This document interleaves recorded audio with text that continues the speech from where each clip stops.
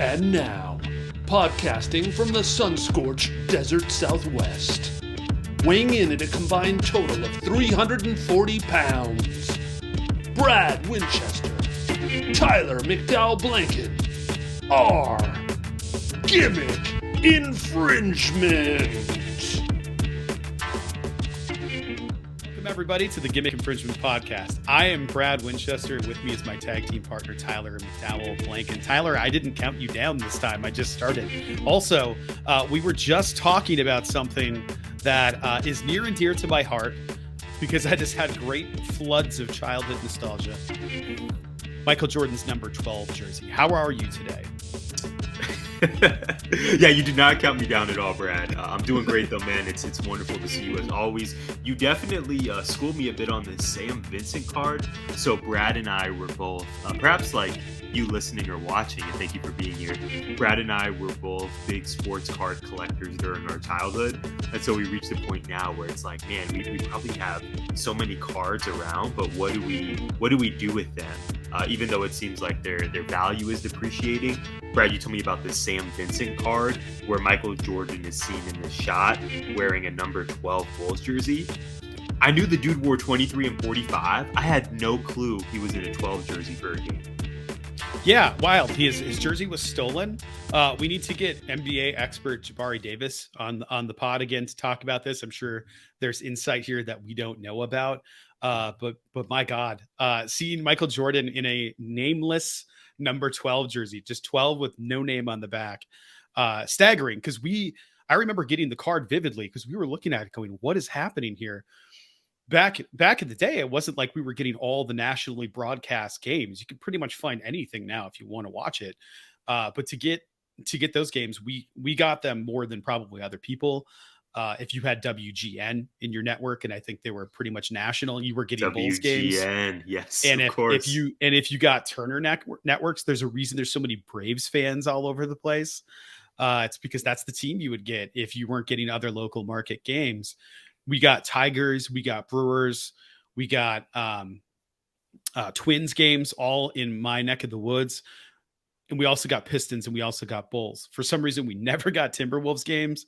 The only thing I can think is they have perpetually sucked. So they just never show up on my screen. Shout out to Ben Anderson, yes, good friend of GI. Ben, I got your back. I don't know this Minnesota slander that Brad is spewing here. Okay, you're gonna have a good season. Yes, now the games are up there now, but like from the mid 80s to the late 90s, come on now. This is pre-KG. Yeah. Yes. The Pistons were on. I mean, we had Bad Boy Pistons and Jordan era Bulls. Those were the games that were showing up in the house. But I think about it sometimes, like how spoiled we were to have the 90s sports teams up in the upper Midwest that we had.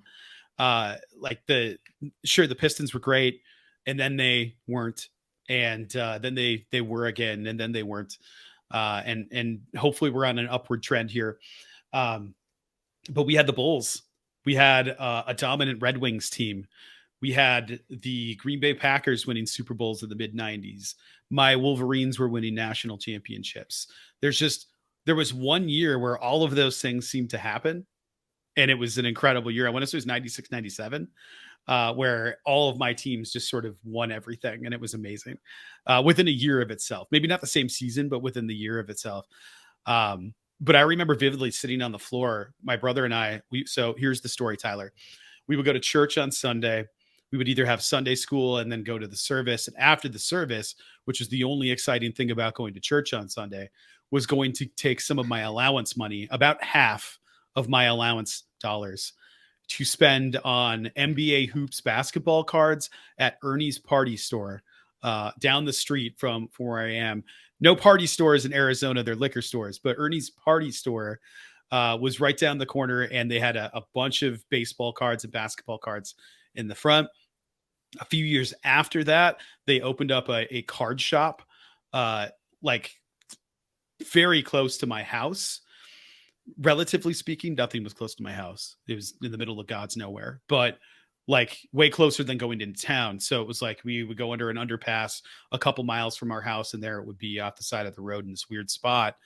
But there was the card shop right there. And for some reason in the back, like wholesale candy was very strange. But they had hats. That's where I would get my lids. That's where I would get jerseys. All that stuff was there at the card shop. It was awesome. Great time to grow up. Great time to be alive. But I remember getting that card probably more than a couple of times because they probably were putting in less Jordan cards and more Sam Vincent cards. And that's just sort of the way it was in those NBA hoops packs. But I remember getting that card going, oh my God, this has got to be worth $1 million because Michael Jordan's wearing number 12. Turns out it's definitely not, but it was really cool and really staggering to see it. I just, until a couple of years ago, didn't know what the story was behind it. Yeah, I have so many quick thoughts on this. One, I love that for you, that year you had where all of your teams won. I just have a lot of sadness and misery, and I build hope, Brad. I think most recently, the Mercury and the Suns were in the finals. What was this, like two years ago now? A year and a half, 2 years ago, and both ended up losing. So I was like, oh my gosh, like Phoenix is at the epicenter of basketball, and then they both crumbled. The memory serves, the Chicago Sky beat the Mercury, and then of course Giannis just absolutely ascended and clearly put himself as the best player in the world and thus broke the hearts of every Suns fan that I know, myself included. But yeah, man, like you, there was just so much joy that came with going to the store after Sunday school. I love that you mentioned that. I certainly have my Sunday school stories too, but you would go to the store. In my case, it was Toys R Us, and Nice. having your parent, or in this case, my mom or my dad, buy cards for me, whether it be basketball, football, baseball, wrestling. It was the biggest deal to be able to go to the store to buy that. And then I don't know about you, Brad, but I didn't even wait till I got home. I started opening up the cards and unwrapping them while I was in the vehicle. I remember specifically my mom would take me to Toys R Us, and then we would go out to eat. And I couldn't even wait till we got home. I would start opening the cards while we were eating. So yeah, man, I don't know what the future holds for their worth, but I have such fond memories, and I hope that our investment in our respective action figures, which we can see here, I hope that's going to pay off. You and I were talking before we started recording that as much as we love buying wrestling action figures, you and I truly believe that it's an investment. It's going to pay for Freya's freshman year at the University of Michigan. We've established this, and I don't know what I'm going to use it for, but hopefully all of these figures that I have will be worth something more one day. In the meantime, I just enjoyed collecting them because they look so cool. Yeah, I have such a hard time talking to people when they're like, you bought toys? Yes. And you know why? Because they look cool. It makes you happy. It makes us happy. Period. I'm sorry, I'm not pissing it away on booze. My bad. I'm not doing it in a way to destroy my body, because I'm so into my bike that I spent $4,000 on new shocks for the front of it. Cool. You have your thing. I have my thing. A sound system for your car. A lot of people are into that. No hate. Yeah. Like, you like what you like. Yeah. I think they look cool. Jess thinks they look stupid. Whatever. Okay. Can I just say one more thing before we transition? This is the perfect transition for that. Jess was gifted a new t-shirt recently. Yes. And I never got to finish the story. Oh, I started to say, remember last night we had a fire, and she said, she came out of the bedroom. She was like, I can't think of a more perfect shirt to wear to the fire than this one, which is probably the only place she can wear it. I bought her because I thought she would like it. I don't know why she didn't like it as much as I don't understand. The Scissor Me Daddy Ass t-shirt, the newest Acclaim shirt. And I'm thinking I might actually pull the trigger here. Maybe you'll do it right now while we're on air on the Oh Scissor Me Daddy t-shirt. Oh, that's available now, isn't it? Yes, it is. Because it was just at the event, and now it's posted. Yeah, that one is a little less offensive, I think. Less airbrush for public consumption. Yeah, I think Pro Wrestling Tees is running another sale, a 20% off customer appreciation gimmick. Yeah, I thought I saw that in the inbox. That's why I was like, I should check that. But it looks like it's not on there. It's only the Scissor AEW one. So that one, the Oh Scissor Me Daddy one, is only available at events still. Okay. But Acclaimed every Wednesday. That's Yes, a pretty Acclaimed dope every shirt. Wednesday. That's a I cool like shirt it. too. Yeah, the scissors. With the Pretty pink- incredible. But the Scissor Me Daddy Ass is available on there. Thank you, Jess, for wearing that. That just makes me so happy. When you told me you pulled the trigger on buying that shirt, it's one of those where, man, like when you Huge see pop. when you see Billy Gunn or Anthony Bowens or Max Caster wear it on Wednesday, you think, oh my gosh, I need to order this tonight. But then, like you said, Brad, you think practically of where am I going to wear this to? Yeah. And chances are the room I walk into, 1% chance there's going to be an AEW fan. So they're just going to look at me with very suspicious eyes. You're not going to wear that to school on a Friday. I'm not going to wear that to Fry's grocery store. It's complicated. But Jess wore it. Yeah. That's all that matters. I'm sure she loves it. She's just acting like she doesn't. Yeah, that's what I'm thinking too. I'm thinking it's an act.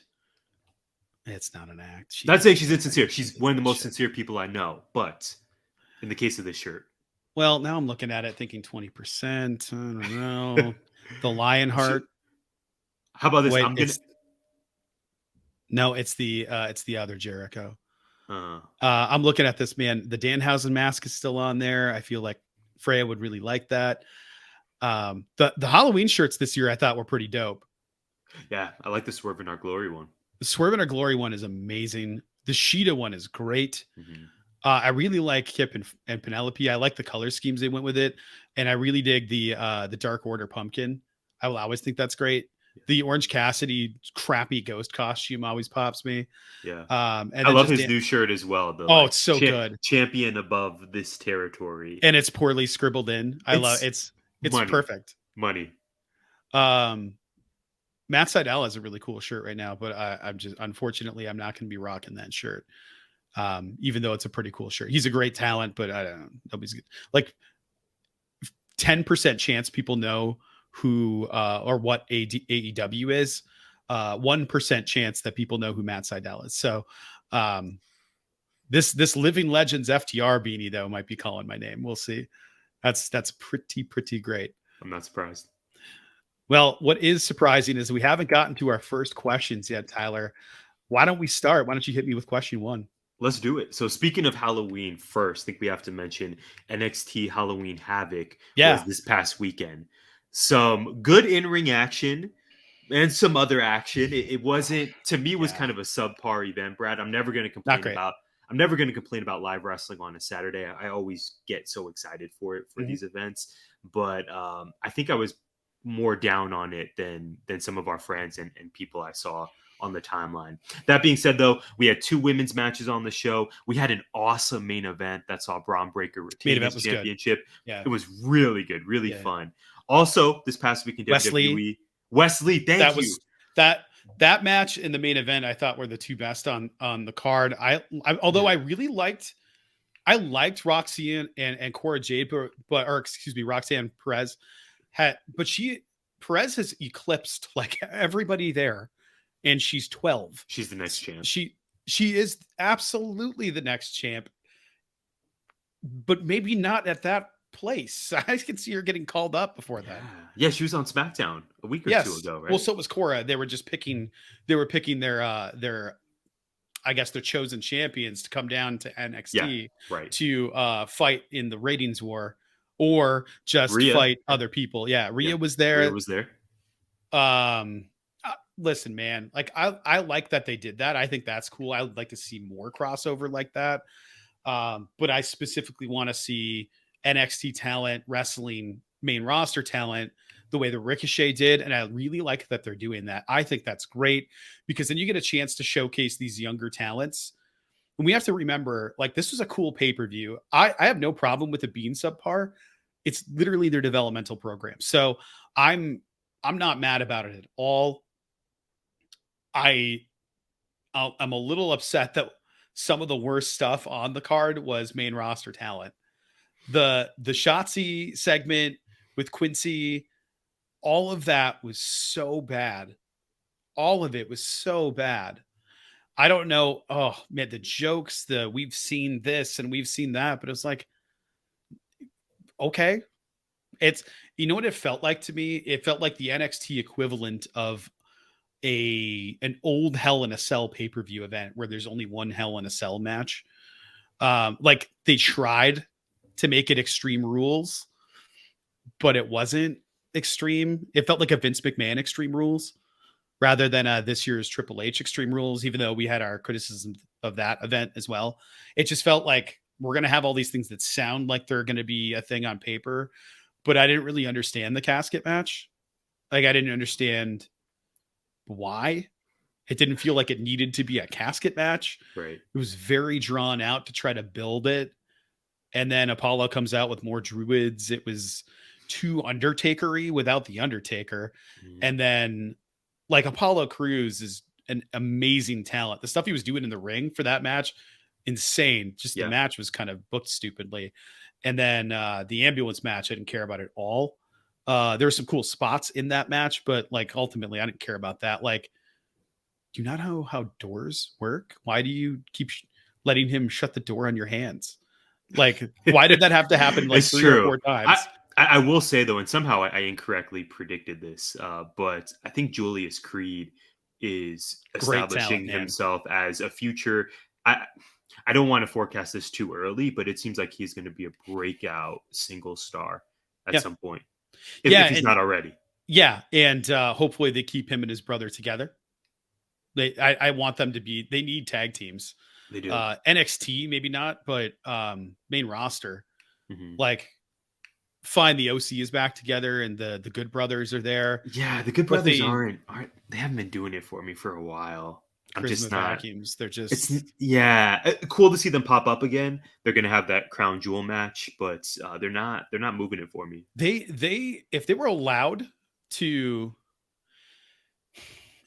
show their personalities the way they did with their event after they got released. I remember us texting about this. Talking Shop-A-Mania was a blast. It was so terrible in the backyard, and you and I back and forth. What am I watching? So many times. Yeah. When I watched it, and then when you watched it, it just it didn't make any sense. But their characters were so fun in that match. Mostly because they broke the fourth wall a lot, but like I just love when they were fighting in the Boner Yard match, and I think it was Anderson was on the ground and called Gallows a stiff prick. Made me chuckle. Just stuff like that where they were just over the top, and that's what they need to be instead of like grumbly. Just I don't know.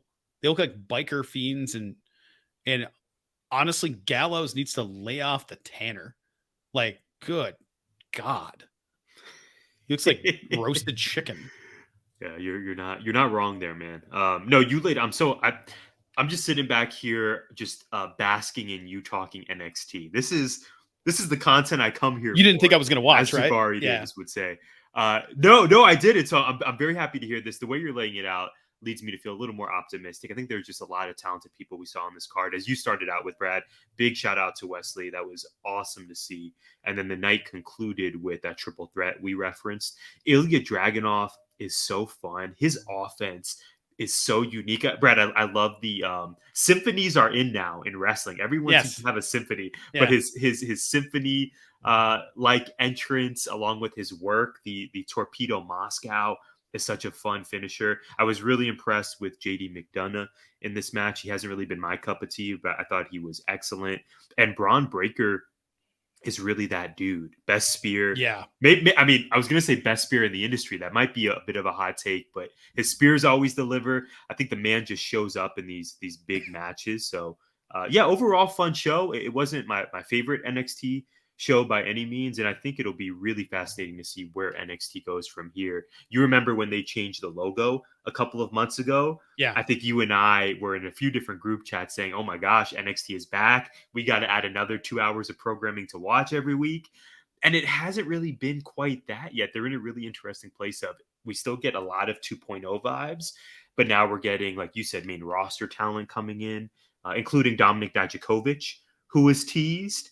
So if he's going to show up back on Tuesdays and be the real Dijakovic and not what he was, I forget the name, T-Bar, like that's going to lead me to want to watch this more. So a lot of optimism leaving the show, but some parts definitely didn't hit for me. Yeah, agreed. Again, I try to remind myself that this is, in fact, the developmental brand, and we It have a is. bunch of talent that are either green or learning the WWE system, and they have very particular ways of doing things. And it works. Like their talent always ends up looking very polished. It's glaring when they look average, and that's really saying something. So like Shotzi is taking criticism from people, I mean, myself included, where it just simply can't look like that. But then at the same time, it's like it's a live thing. You're gonna slip, you're gonna trip, you're gonna fall every Yeah, once in a and while. we That haven't stuff done this, happens. right? Yeah, we don't. No, We're speaking as total fans. I was listening to the sessions. That was called the Oral Sessions. I forgot they changed it. The Darby Allen sessions this week, Mm. and Darby talked about that huge drop off the. I don't remember what it was off, but it was a huge Yeah, drop. that ladder onto Jeff Hardy, the Swanton. I don't remember No. if it was Jeff. I think it was Jay Lethal, Oh, and okay. it was in that match. He slipped and was already leaning forward, and that's why he jumped. But he slipped and almost just fell. He's like, if I try to go backwards, I'm going to kill myself.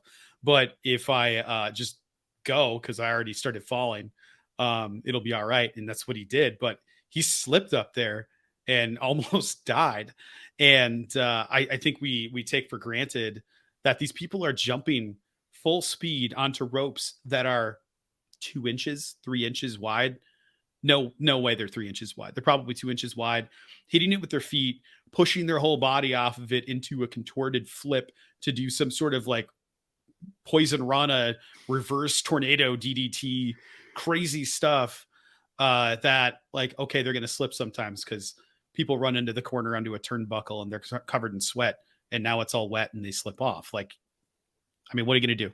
Yeah, no doubt. And then two final points here. Speaking of Poison Rana, made me think of some really awesome Spanish flies we saw on Halloween Havoc. Nathan Yes. Frazier had this cool reverse Spanish Oh, fly that's with right. Yeah. Carmelo Hayes onto the ladder. That Yeah. was absolutely nuts. And totally forgot to mention Mandy Rose. Mhm. Although I knew she was going to win this match, there was no Yeah, doubt in my mind. no doubt. I did enjoy the sort of The cinematic stuff. C-list horror movie. Yeah, I Yeah. did enjoy that, seeing Toxic Attraction, and I really like that Mandy Rose is getting this really lengthy title reign. I think she's done super well, and Roxanne, hopefully eventually being the woman to dethrone her, is going to be a huge moment. But that being said, Brad, believe it or not, this was not even my WWE question for you. No, and I So wanted to add one. I did. Oh, yeah, one please. final thing. I didn't Let's love go. that dramatic thing. It felt like a Really? less well done Dexter Loomis house, because they Really? already I did was that. higher on this than you. Okay. Oh, what were those things there? Why were they there? Why were those just beans there? It was just NXT 2.0 ridiculousness. I just leaned into it, but I agree with you. It I wasn't did. good. Like Dexter Loomis having a house full of that stuff made sense. I don't Alba get Fire, why Alba Fire yeah. had it. Alba Yeah. Fire having like druid stuff there would have made sense, but there's just some guy in a random like Halloween mask going, "Don't was fall weird. in." Like, It wasn't good. No, No, and there was it no was- way she was going to win the match either. I was trying, like, it was so bad that the seriousness of her being able to whoop that ass was taken away because I was thinking about how bad it was. I the first half of it really good when Toxic Attraction was taken out, but everything else after that I thought was really terrible. So anyway, I mean I didn't hate it setting up the match. I just didn't. It wasn't for me. Sure. Fair enough.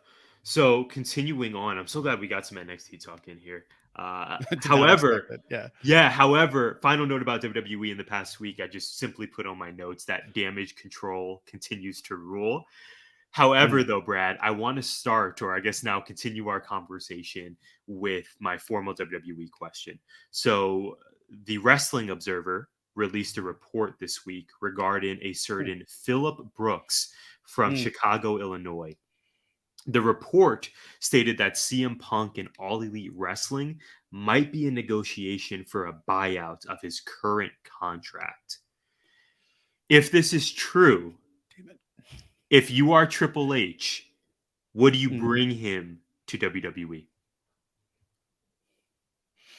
If I'm Triple H, maybe. If I'm Vince McMahon, no. If I'm Triple H, is it going to be good? If I can have this guy as a part-timer that only shows up every couple of weeks, use him like Brock Lesnar, then yes. If he's going to be there all the time, then no, because the dude is an absolute locker room cancer. I wish that weren't true. I love CM Punk, but like I believed Punk going into the AEW stuff. Did you not believe Punk going into the AEW stuff? Yeah, big fan here as well. I got the decal on my car. I'm with you. But now it happened again in AEW. Right. So it's kind of hard. It's very hard. Yes. To go like, oh, it's everybody else when the only common thread here is him. We all have that friend where it's like, oh yeah, this job screwed me and this job screwed me and this blah blah blah. And it's like, oh man, no, after a while, you maybe gotta look in the mirror. Maybe we even do that with ourselves sometimes. Like if certain things keep lining up, maybe I gotta reinvest in myself and question what I'm doing. I totally agree with you. It's not a good look. And all the reports that we've read indicate, and we obviously are big subscribers of Fightful as well.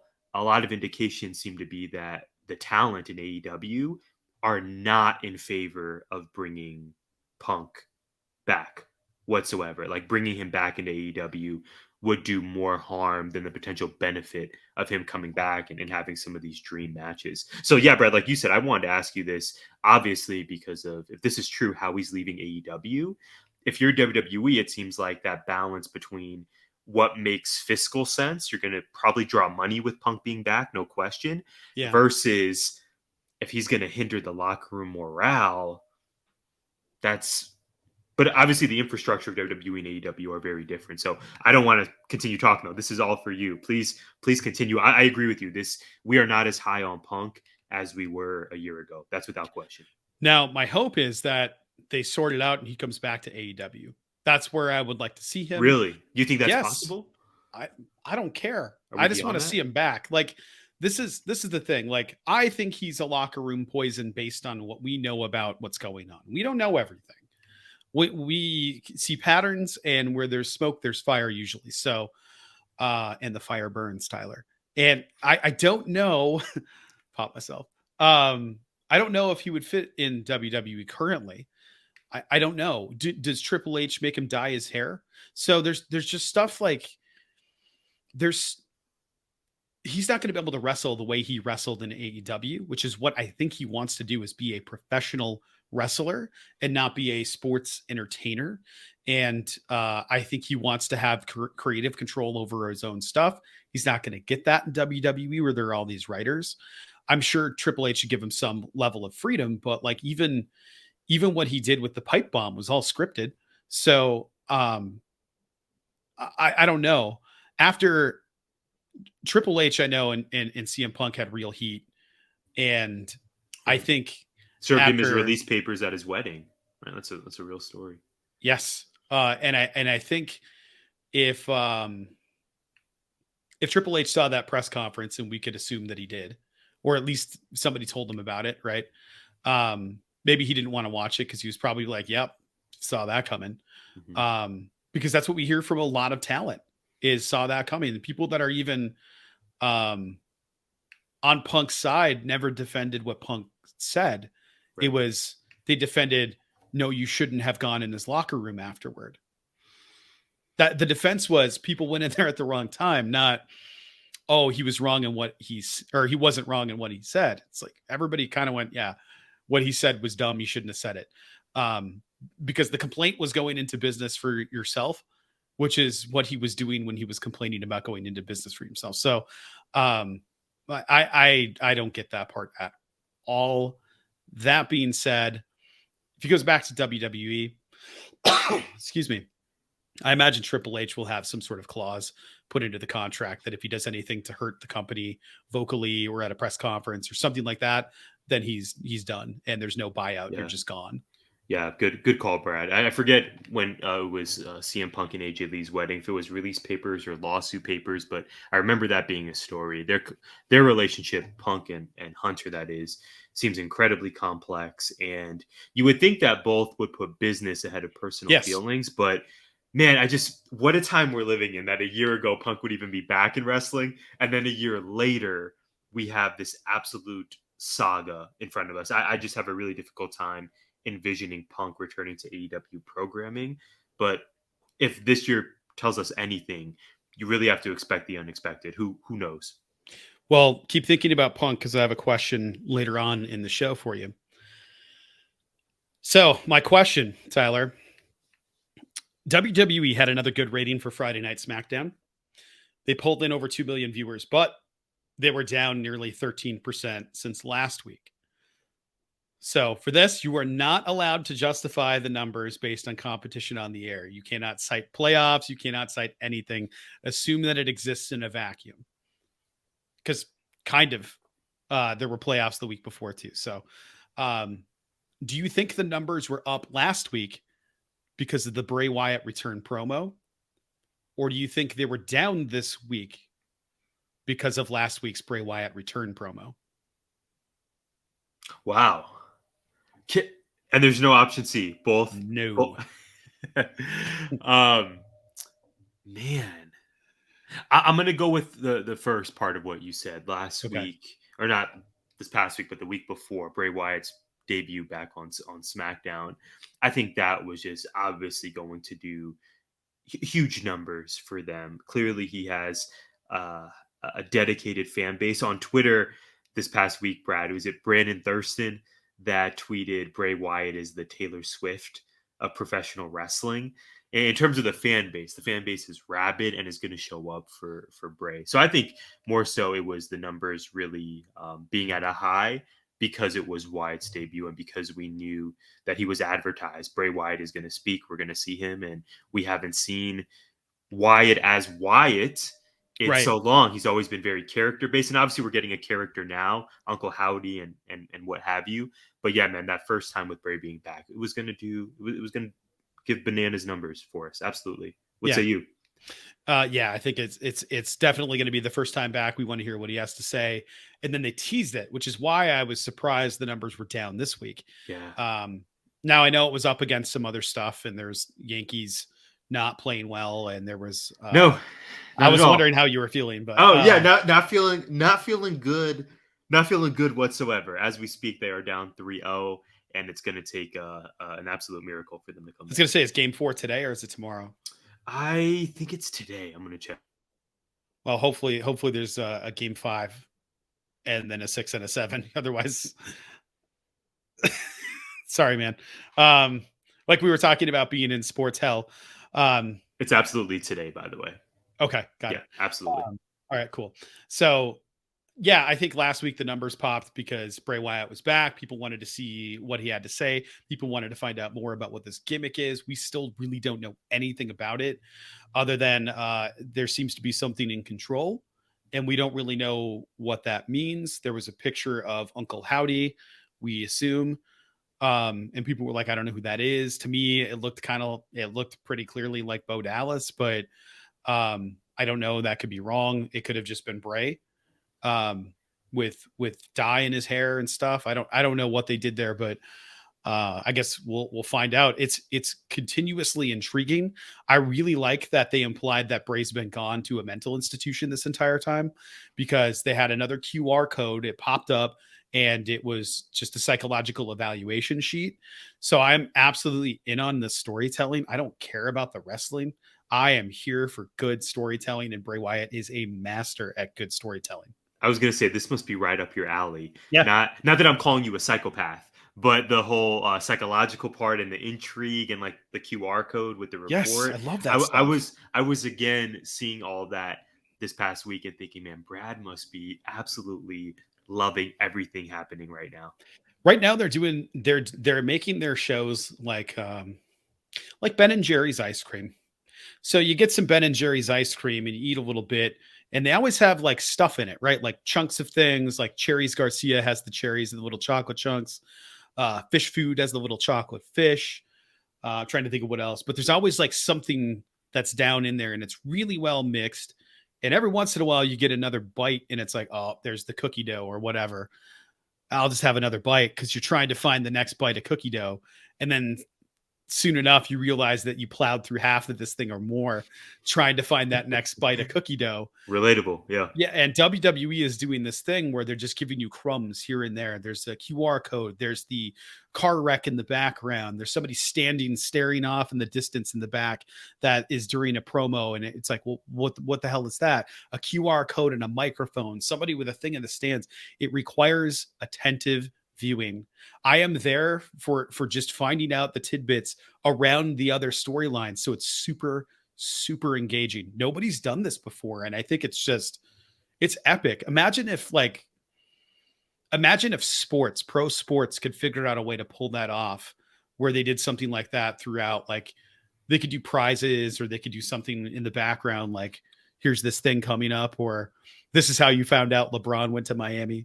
Well, QR codes. Exactly. Oh, that's funny. Especially for baseball. I think that's been a chronic issue for them is folks are just turning the channel for myriad reasons you could argue, but at the top being that it's a lot of people feel it's boring to watch a long baseball game. Well, throw a QR code up instead of having the announcer read it, because I mean, you can put in a pitch count all you want. The game's still going to be 9 hours long. Like there was that game that was it Houston? I think it's like 18 innings or something. Like nobody wants to sit through that shit. Nobody wants Houston. Yeah. Cheaters.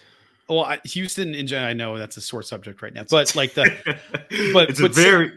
got you. Yeah. But sitting through that many innings for that much time with nothing to do. It's just, even the broadcasters start just making stuff up.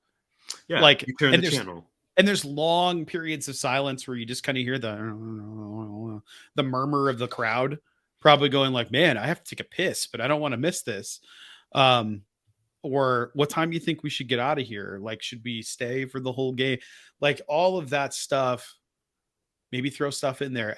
So anyway, I love what they're doing, and they built and Bray came back, and all we got was Bray coming back, but we didn't get any more than that. Huge number for that. I thought his promo was the best WWE promo probably of the year, or close to it. Man, that Drew KO promo back and forth was, they had me sold. About that. Yeah. But we're wrestlers in a wrestling ring, so let's freaking wrestle. Inject that right into my veins. Mm-hmm. So there's a lot going on there. I don't think it was down for any reason. I think it was just down. Like the intrigue wasn't there anymore. Bray's back. Cool. But there's more on that, or more related thing on that later on, with my question for you. Beautiful. Well, Brad, we have the debut of a new segment. Speaking of Bray being back and this new Bray is here, new segment for us here at GI. It is This Week in Grad School. Let's jump into it.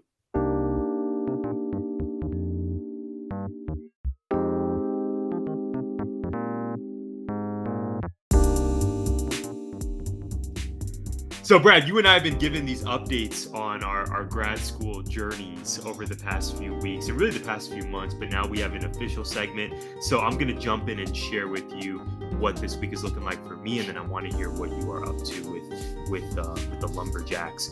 So, Brad, this week, we are learning about micro badges, and I think this is completely up your alley. I sent you the link in case you are listening or viewing and thinking, what in the world is he talking about? I did not know about this prior to a week ago. So micro badges are effectively these certifications you can earn online. So if you go to csi.cccbadges.org, you can see some of what I'm talking about. For one of my assignments this past week, we had to research how a company or college are using micro badges, and not only describe how they're being used, but really analyze and evaluate the effectiveness of it. So the link I sent you, Brad, the link I just shared verbally, should take you to this page that is essentially a course catalog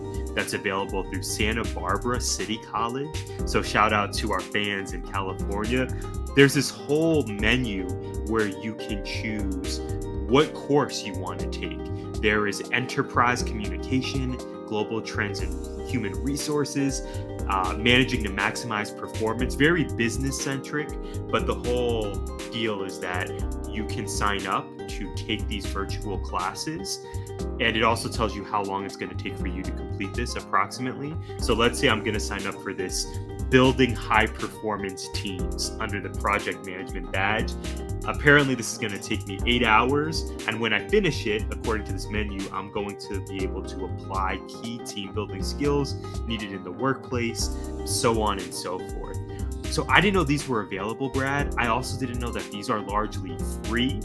All you need is a strong Wi-Fi connection and access to LinkedIn or other platforms. You don't even need to be a Santa Barbara student.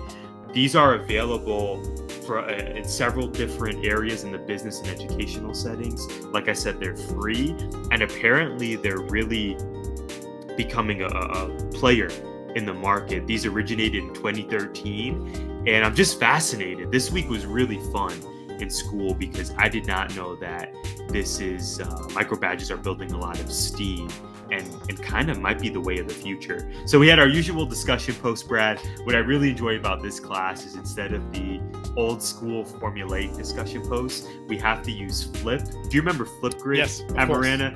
Okay, so now it's been redesigned to just be called Flip. But instead of us doing the usual discussion post, hi Sally, hope the kids are doing well. I really enjoyed reading your post. No, we record ourselves on video, effectively doing the same thing, but it's a recording of us talking instead of typing, which I really, really love. So I hope this didn't sound terribly boring. I actually think it's quite interesting. And this class I'm taking is emerging trends in learning, design, and technologies. So I think it's really based in real world application. So we're learning about what the field is looking like so that when we graduate, we can sort of enter the field and have a well-paying job where we get to utilize these skills for learning. So anyway, I'm going to pause myself there, Brad. I'm sure your week of grad school is much more interesting, but micro badges are a thing. And if you have some time, I feel as though you would really dig this. So as you were talking, I sent it to two different people, one to Jess and the other to my stepfather-in-law, Chuck, who is looking at getting trained for Photoshop and refreshing himself, because he used to use Photoshop all the time when he was a photographer, but we're talking like probably 15 or more years ago. Definitely more than that, actually probably like 20 years ago. So Photoshop was very different in terms of capability. So there's just a lot of tools that are probably on there that he's never used, even though the layout of it hasn't really changed a lot. They also have one that's supporting LGBTQ students. I don't know if it's from Santa Barbara, if it's from something else I saw, but they have the technical badges, right? But then they also have supporting populations that have either gone underrepresented or haven't had as many advocates in schools as we would like. So educational and business. I'm so glad you sent it to Chuck. Hopefully I got Chuck on board with micro badges. Yeah, I'm looking at this, man. There's stuff on here where I'm like, just why wasn't this here for me? Why didn't I know about this a while ago? You can add it to your LinkedIn after you earn the badge, which looks cool to employers. It's kind of exciting. Yeah, I'm absolutely going to be doing this stuff. So there's a whole bunch on here that I'm like, wow, this is truly right up my alley. For free. So this week in grad school, now that I'm doing this and we're doing this together, and we have imaging and sound coming, we are, let's see, already about 6 minutes into this, and I'm going to have to make a long ass sound for this particular segment. So I'm glad I'm going to have the skills to do so soon with these micro badges. My week, I'm really excited about it. I already started working on all of this stuff, but I didn't want to be the first one to post because I'm a little worried about it. So technically assignment 1 is the last assignment I'm going to do for this post, or for this week. I have 3 assignments this week, and it's the very first unit, very first week of the class. It is content strategy. So it's a content strategy class. It is sort of like why and when and how do you create content specifically for websites to try to market to your base audience. When do you put out advertising? What does that look like? All of that. I am not allowed to use APA or MLA format. I have a Associated Press format handbook coming because I don't know what I'm doing with that. I could use Chicago as well, but I'd rather go AP on this.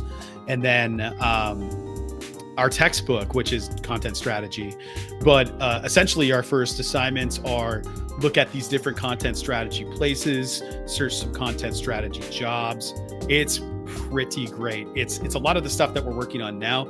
It's stuff that you and I have been working on the website, how best to set it up, and what content can we put there to get people's interest, and like what we do with the podcast in general, but more importantly, helping Jess with Wonder and Wander, which was the goal and the idea behind getting this. Also to get certified so that I can teach a PIMA class at the high school, which I care less about that at this point than I do about helping Jess and helping myself and helping GI and helping 19. But great bonus there if that comes to fruition, because right now we only have one teacher that can teach the PIMA writing class. But I'm really excited about it. It's let's see, there are a couple of different things on here, but I think most of them are kind of behind the NAU sign-in. Whirlwind, I think Tech Whirlwind is one of them, and then there's a blog versus article. Okay. There's a discussion thread PNG that my professor Erica Conrad, awesome, saved from a discussion thread. She was in a content strategy thread in LinkedIn. Speaking of LinkedIn, that no longer exists, but it was a screenshot of the discussion in there about like, when can you use a blog, or why shouldn't you use a blog, or where people were just debating the merits of having a blog on your site versus an article on your site. So it's, for example, to me, a blog offers more than just factual content. It offers a point of view or personal input. For instance, there are countless publications offering generic personal finance tips and advice, but personal finance blogs are still blah, blah, blah. But have it incorporated within the rest of your content. But articles should be expected to be verified, edited, formal, public, and professional, and blogs should be treated as theoretical, provisional, conversational, social, and amateur, at least in the pejorative sense. So I really like that. Like the example, like a chef cooking for their family in their own kitchen.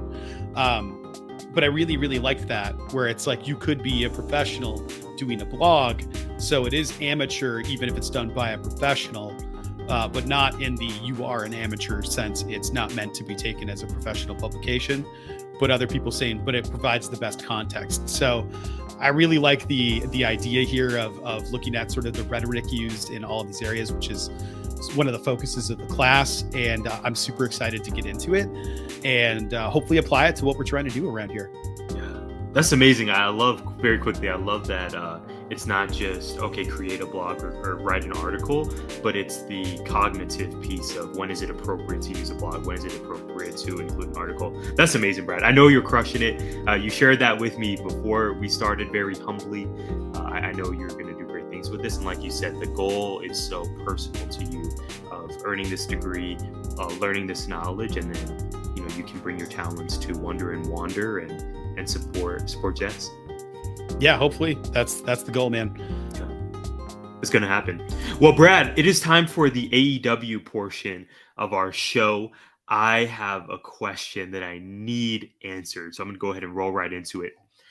It was a busy week in All Elite Wrestling. On Dynamite, Death Triangle successfully defended their trios titles. It was Title Tuesday, right? A lot of titles were on the line. Yeah. Jericho defeated Dalton Castle. Tony Storm versus Hikaru Shida was amazing. Incredible. And Hangman Adam Page suffered a very scary injury during his title match with Jon Moxley. Jon Moxley thus ended up winning after the match was called off. We got the setup for MJF versus Jon Moxley officially at Full Gear. MJF cut an otherworldly promo, which we say about once a month here on the show. Regal doesn't get enough credit for that. Yeah, I was saying, and then Regal retorted with just Dragon Fire. Yes. So it was. I thought it was really fun Dynamite, and Rampage also some high notes as well. But my question here is related to contracts and business, which I know is of interest to you. So on Friday on Rampage, we saw that Willow Yes. See where Nightingale this is going. is officially all elite. She is signed. I know you were beaming. I was ecstatic. And then also we received the news that during the week that Chris Jericho was signed or has been signed to a multi-year extension. I believe it's 5 years, actually. He'll take on more of a leadership and coaching role, which it seems like he's done unofficially, but now pen has been put to paper. About 2 weeks ago, Brad, we learned that Jon Moxley has been extended. He's been re-signed to seemingly fill a role, a very similar role that Jericho is going to be starting. My question here for you, though, with these signings, with these extensions in AEW, who is the next talent that you want to see extended? So Moxley's is a 5-year. Chris's Jericho's is a 3-year. Oh, it's only 3 years. It's only 3 years. I lumped them together. I mean, how old is he? You know, like he might have a Sting level run. Who knows? Also learned this morning that Billy Gunn is older than the Undertaker, and somehow I saw that tweet. I just somehow I don't understand that because that guy is like just miraculous physical shape. So anyway, as far as extensions go, pumped Willow finally got signed. Like that needed to happen yesterday, and I'm glad it finally took place because I think we all love her. Man, out of everybody that's there, this is tough. That's a really hard question. I don't know. There's so many people that I would want to see get an extended contract that I don't know what their contract status is already. Like I have no idea how long Orange Cassidy is signed for, or Darby, and Darby's just trying to stay relevant, which I appreciate by doing all those matches. Because he's kind of been written out of title scenes, and that bums me out. I'm going to say Ricky Starks is the guy that I want to see sign an extension. He's got way too high of a ceiling to not extend the dude because he's only getting started. So I saw some of the reports said that the thoughts are that MJF already signed an extension and that he'll be serving more of a leadership role in the locker room, which makes a lot of sense to me. Because he's a day one. So is Ricky. So give me Ricky. I want to see Ricky Starks get extended. On the ladies side of things, Statlander. Good choice. Who you got? Yeah, Ricky. It's easy to say MJF, but like you, I kind of feel as though he's probably already signed. Sure. Secretly, he's been extended. We don't know that for a fact, just speculation. Yeah, Ricky's a great choice, man. I also think of like a Powerhouse Hobbs as someone whose ceiling could be so high. But then you have someone as well like a Wardlow. This is very tricky. I'm gonna say Wardlow for now because I think that he would be tailor-made for WWE. Yes. I think that dude has so much more in his bag that we haven't seen yet. I'm still thinking about those Brian Cage highlights, Brad. The Wardlow's doing sentons and doing just whispers in the wind. Like it's wild. So I think him staying in AEW would be really cool. Women's side of things, Chris is a great choice. I hope they keep Jade there. Jade is also someone who I could see being poached by WWE. I mean, Jade versus Bianca at WrestleMania kind of writes itself. I would love to see Jade sticking around there because I think we've already seen a lot of cool stuff from her, but I think her ceiling also, she's just going to get so much better with time. So I'm going to go Wardlow and Jade, but I love your picks. I would love to see Jade go. I'd see her jump ship, but I think in a year or two when she's had more matches under her belt, I don't know if she could hang in the ring with Bianca. I don't know if she'd be able to do a 10-minute match because we haven't seen her do that yet. We haven't seen it, right? Yeah. So, but we both agree there that I think she has an enormous upside and she's getting better every time we see her in the ring, and her character work has gotten infinitely better. Wardlow's a good pick too, but I don't know that Wardlow fits in the WWE. Not as really, not as he currently is. Physically, charismatically, yes, but what is he that they don't already have? So I just don't think that he has any place. He's Braun Strowman essentially. Mhm. It's doing the flex and the roar. Yeah. And they even have the same lip to face ratio. So there's just like not a lot of, I did not consider that, admittedly. yeah, right now Wardlow is just Goldberg entrance. Mhm, mhm. And then he does the flex and the raw. Even Goldberg did that. He's just not doing the tongue out and that thing that Goldberg would do, like the lizard thing. You know what I'm talking about? Amazing. Like, Of course. No, this always pops yeah, me. because he would Absolutely. go rah, and then he would like flinch. He'd tweak a little bit, like yeah. Yes. Yes. Um, I remember this yeah. very fondly. Absolutely. I don't know if they'd let him do like the anime wind up into the it's not a forearm, it's like a short arm lariat, right? Yeah. Yeah. It Um, looks gnarly. yeah, Maybe your pick really is the right one though, Brad. Ricky, I could see Ricky, Ricky really working in WWE, holy but I could yes. see his ceiling in AEW just being huge. Like, give me MJF versus Ricky Starks at Double or Nothing for the title. In AEW, I don't know that he has a ceiling. In Wardlow and AEW, I don't know that he has a ceiling. Both of those guys in WWE, they're going to be capped. Ricky will be stuck in the mid card scene forever, I think so. and Wardlow might be as well. I don't know.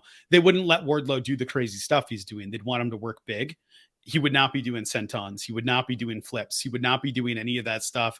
They'd be making him go over the top rope, and they would. Yeah, I just don't see him being the kind of force in there, and they'd probably send him to NXT anyway. So, wow, these are hot takes, my dude.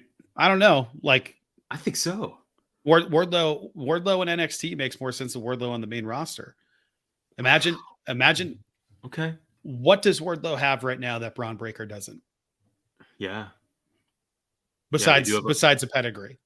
Yeah. The look, the work, the presentation is quite similar. Yeah, so, and I love Wardlow. I want Wardlow in AEW because he works there. In WWE, they already have giant guys that do stuff. In AEW, much less so. He's perfect there. Like, keep him there, and he's world champ. Put him in WWE, he's going to get lost in the sauce, I think. He's going to get sent right back to AEW is what's going to happen.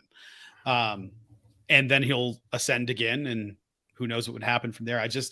I don't want to see those AEW original guys go because they just make more sense in AEW. They're allowed to be them, where I don't think they'll be allowed to be them in WWE. Yeah. That being said, our answer is Danhausen. Make sure Danhausen is extended, lifetime contract. We only want him in AEW. You know what I'm really hopeful for Danhausen before I ask my question is I hope they bring out that creepy Danhausen gimmick. He was tweeting about it again, right? He's been teasing it for a while now. Yeah. And I want to see that happen.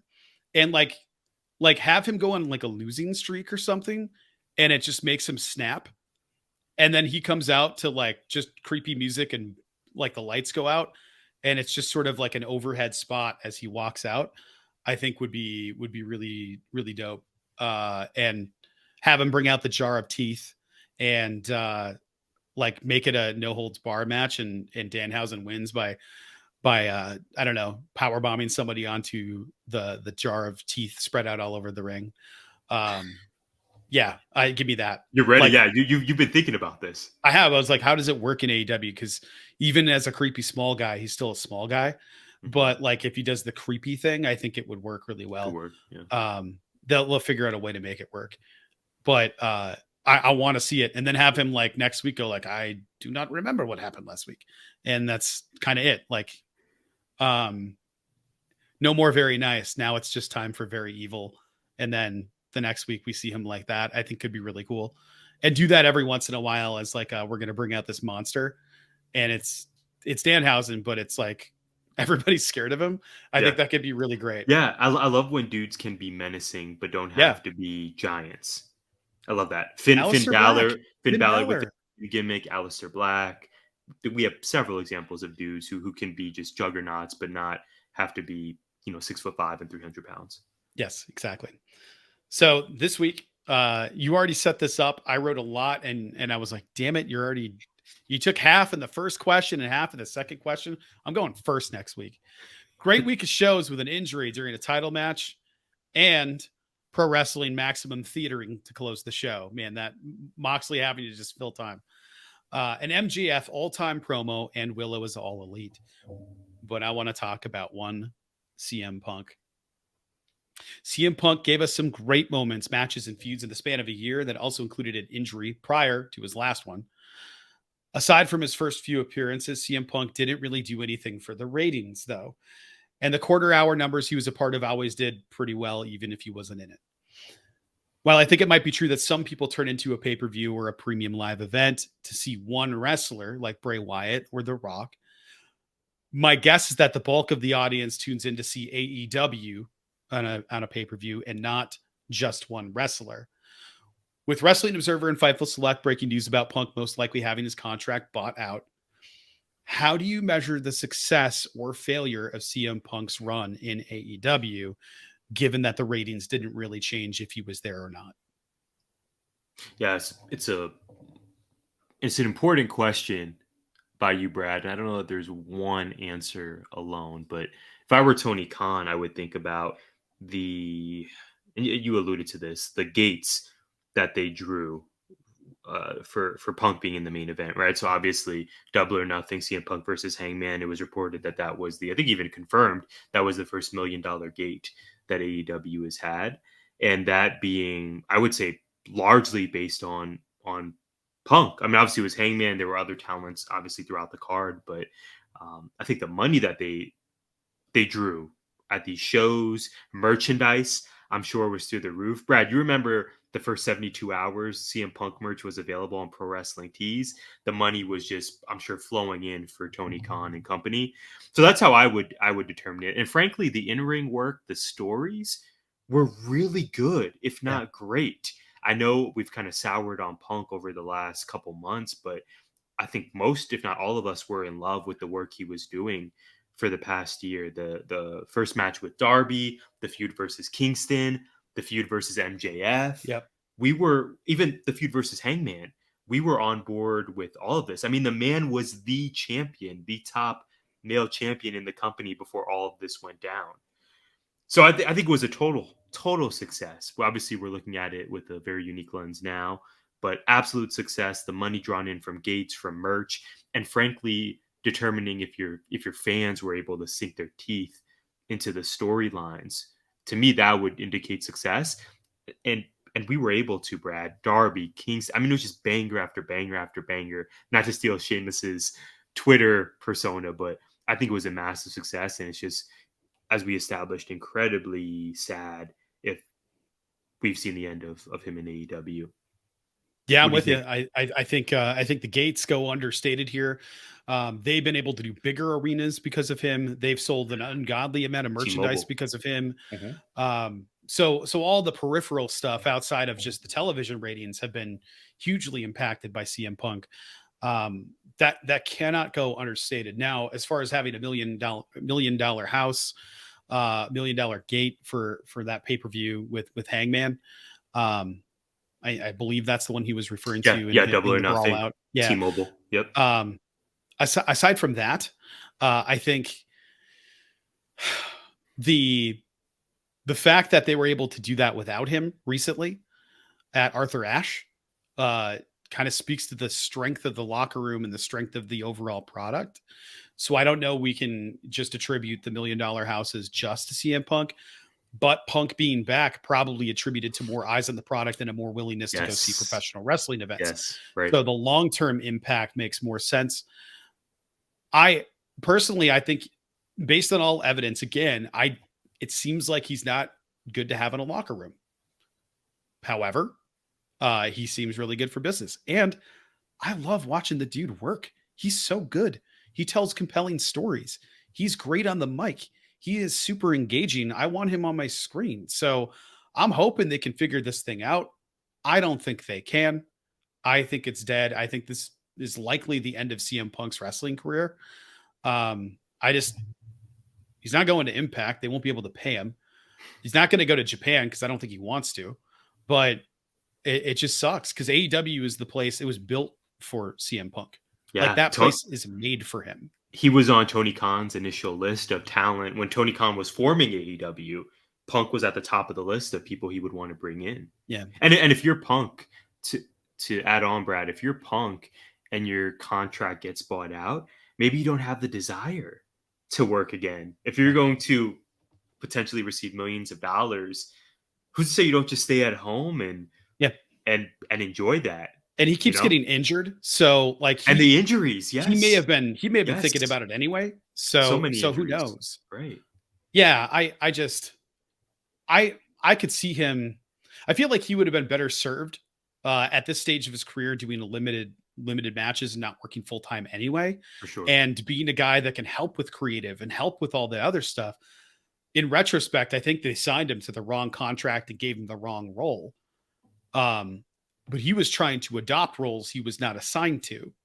And that's where I think there might have been a disconnect, like him taking it upon himself to be locker room leader. And he's done this before, and people just not really having it that have more experience than him, like a Chris Jericho.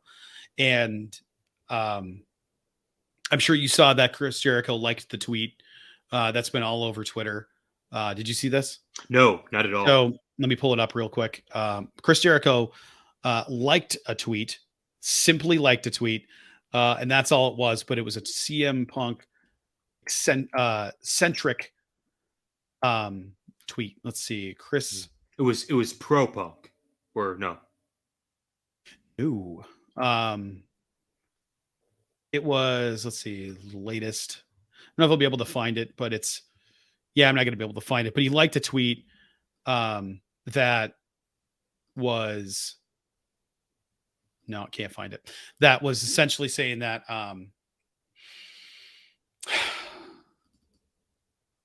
it's unfortunate that CM Punk came into the company and had everything at his fingertips and managed to get himself ostracized by the entire locker room and ruined his own career.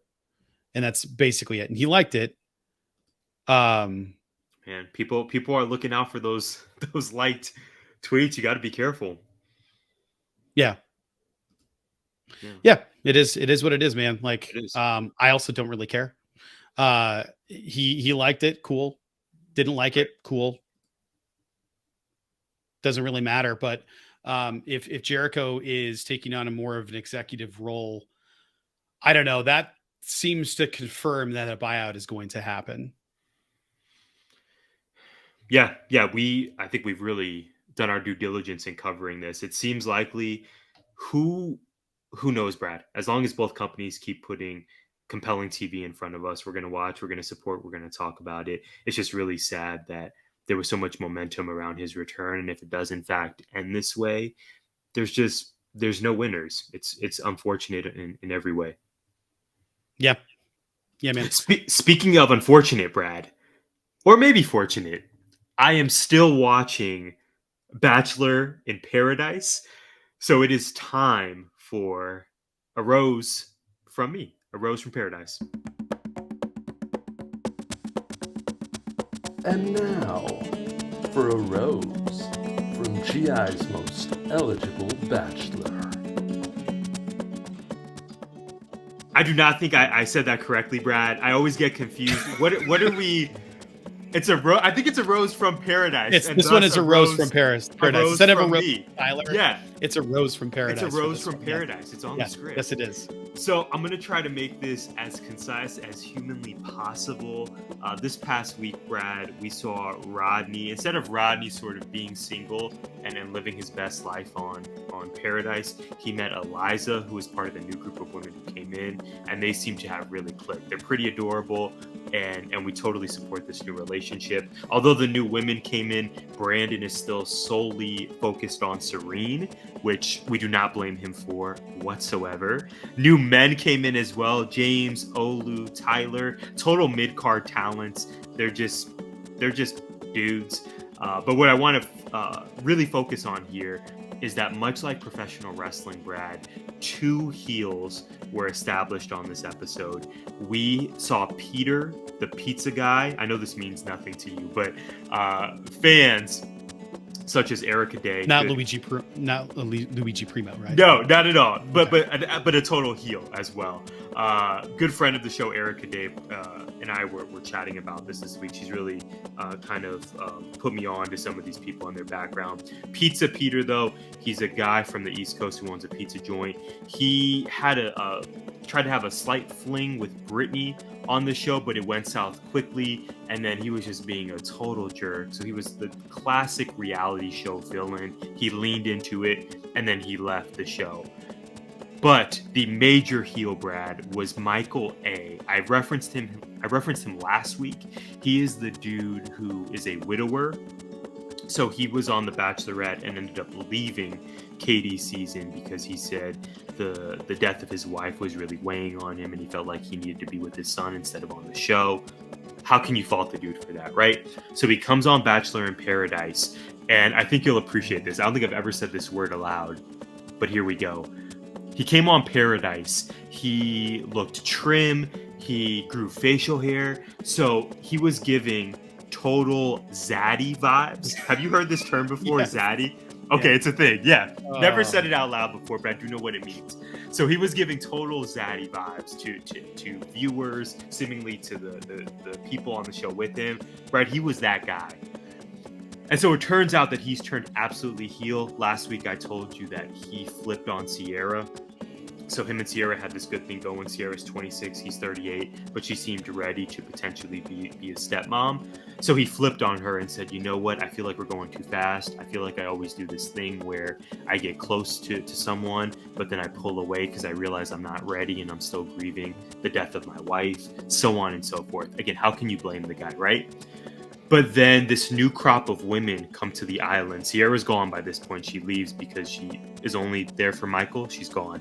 New crop of women come on, Brad. And this woman, Danielle, from the franchise's past. I wasn't hip to her whatsoever.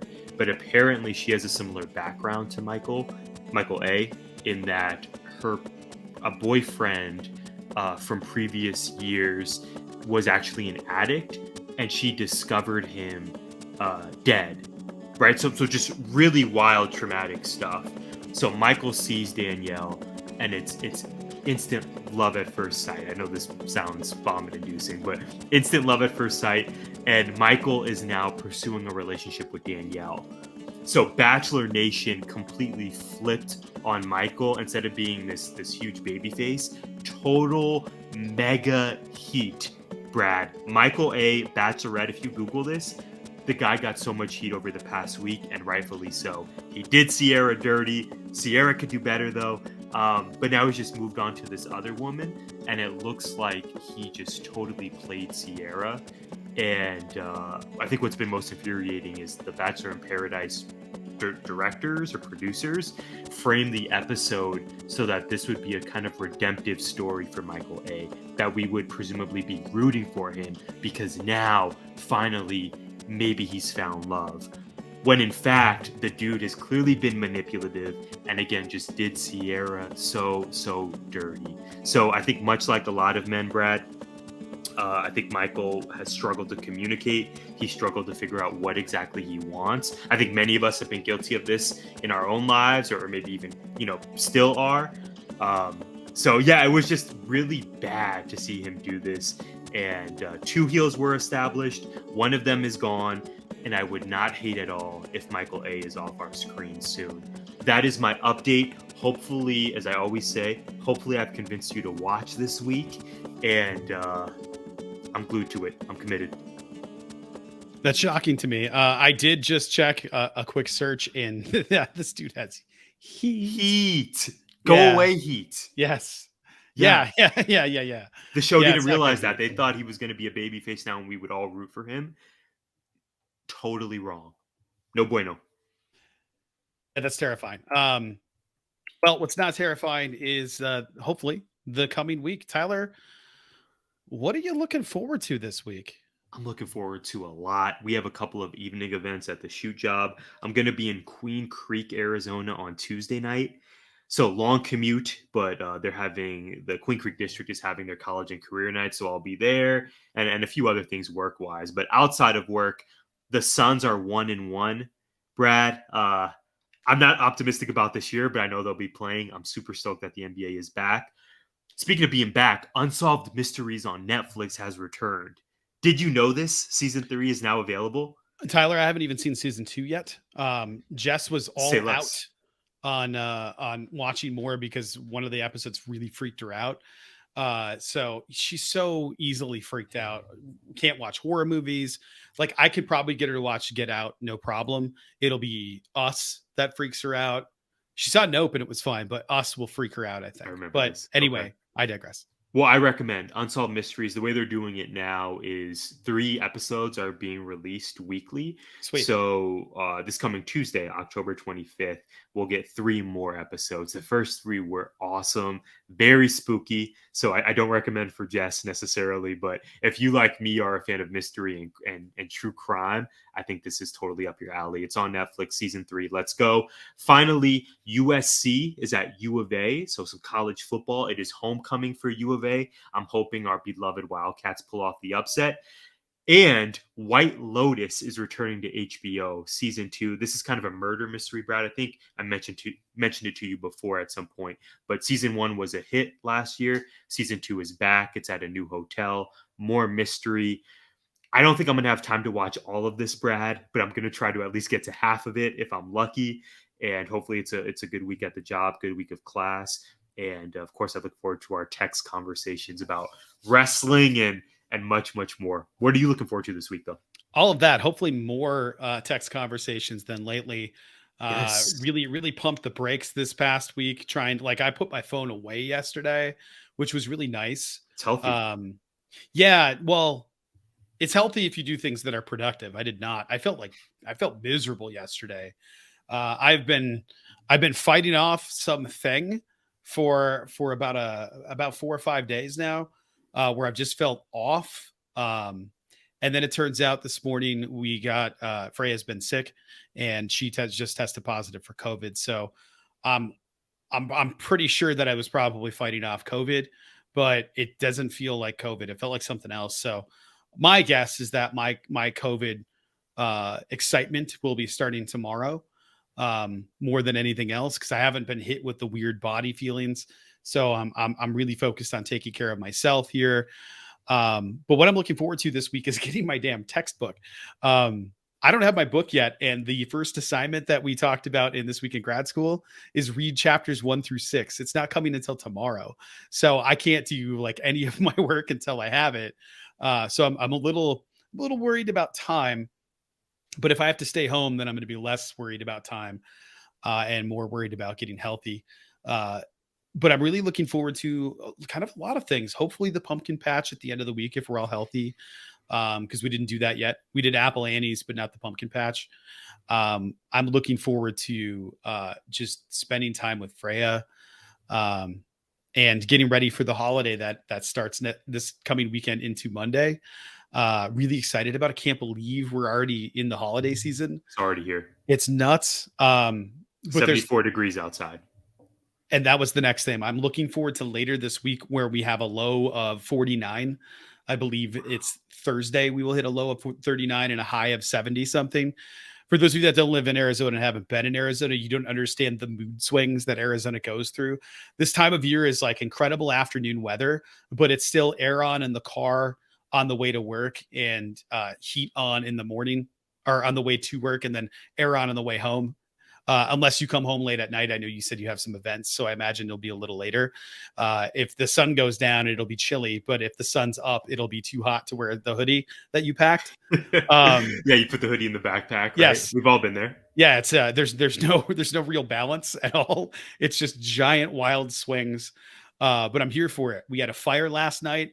I plan on having a fire again this week. We still have some more wood to burn. And it was beautiful last night. But more than anything, I'm just looking forward to positive things in the future, and hopefully not having another migraine, because Friday was rough. It was this thing. I didn't really tell you about it, I don't think, but I made sub plans, or I got a sub, and then I canceled it. And then I was like, no, I can't do it. At 6:29, I sent in the sub request, and I was like, oh, maybe I should cancel. And at that point, it was too late. I even called the school to uncancel it, and nobody picked up. So I was like, I'm taking it as a sign and I'll just stay home. But I couldn't decide. And then later on my meds kicked in and I was like, yeah, I shouldn't drive. So it worked out, I guess. But yeah, man, I'm looking forward to a healthier week. Fingers crossed that I avoid the big COVID. Yeah, hopefully it's only up from here. Well, Brad, also, we have Peelcast. It's an ongoing series that you and I created. Episode 2 is releasing this week. So last week we focused on Get Out and religion. This week we are starting with Us, I believe. And Yes. Brad, did you want to? I know you're so eager. You can I just give you a huge shout out? The art and the logistics that you've put together to make these episodes run is amazing, and I hope our listeners and viewers will give it a shot. You want to quickly plug that, and then we'll get out of here? Sure. Yeah, Peelcast has been a passion project for us. I've really enjoyed doing it. And Tyler, you and I had a great conversation with Jabari. It was extended. It was a couple hours long, so we thought it appropriate to break it up into a few parts. If you haven't seen all of Peel's work, you don't have to. If you've seen Nope, or if you've seen Us, or if you've seen Get Out, you can watch those. Our final thoughts are in the last episode about Peel's legacy and what we hope going forward, and some other thoughts.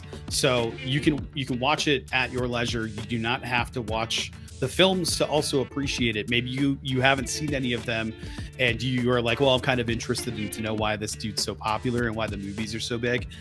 Watch it. Watch it, listen to it. It's available now as the Peelcast, its own separate podcast. It's also available on our GI streams. It is also available on the 19 Media channel as Peelcast, and also in the GI channel, or in the GI playlist. So they both have separate playlists. It's available in the 19 Media channel, separate podcast streams, available in the GI feed as well. Now available pretty much everywhere. It might not be on Apple right now, but most people are probably using the standard ones. We recommend Good Pods. If you haven't checked out Good Pods, we push it a lot because they are our premier partners.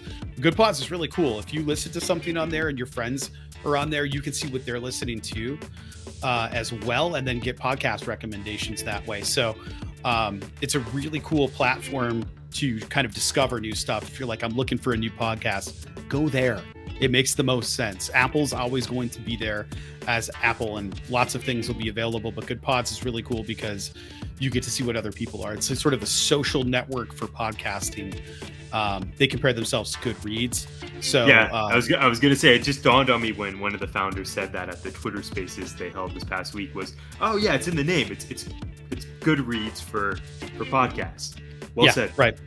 Yeah, so check it out. It would really help us, really help us if you share it, if you listen to it, download it, rate it, view it, do all of those things. Listen, mute the YouTube and try to sync it with your audio. That's fine, and then you can do both at the same time. The more people that get eyeballs on it, the better for us for future projects. So it would help all of us greatly, and we would really appreciate it. Well said. Brad is at Winduster. I am at Tyler J. McDowell. We are at GI Pod 19. Thank you so much for being here. Please do all the things Brad said, and we hope you'll join us for the next episode of GI. Gimmick Infringement is a part of 19 Media Group. You can listen to us on Good Pods, our premier partners, and Apple, Spotify, iHeartRadio, or wherever you find podcasts. You can also find us on YouTube via the 19 Media Group channel. Please like, subscribe, comment, and share.